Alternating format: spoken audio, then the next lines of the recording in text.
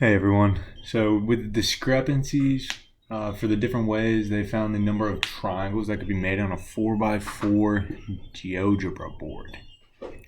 So for the findings for the virtual GeoGebra board, the students saw that they had 77 total triangles.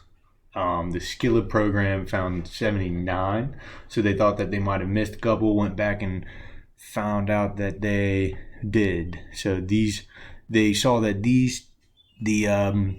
GeoGebra, the virtual GeoGebra program, this one here, said that these two pairs were congruent to each other because the parameters are the same. But you can see here that one side's 2, one side's 4, one side's 4.47. The other side, there is a side that's 4.47 here, but the other two sides are different, so they aren't the same triangle.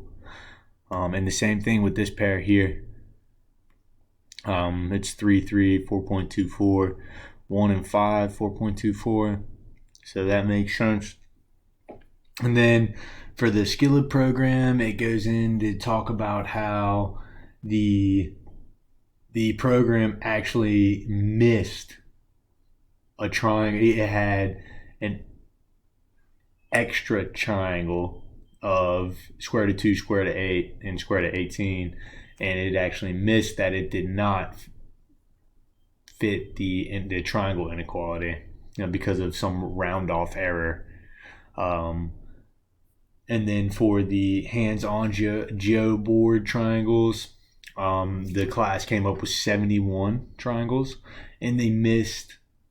There was a few that had been overlooked that they go into they talk about in the article. And I think these ones would be more challenging to find on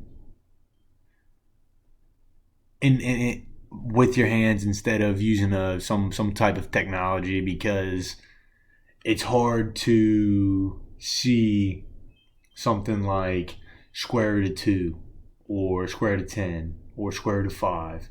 It's easier to see things that are going to have whole numbers and not square roots and fractions and decimals and things like that in them.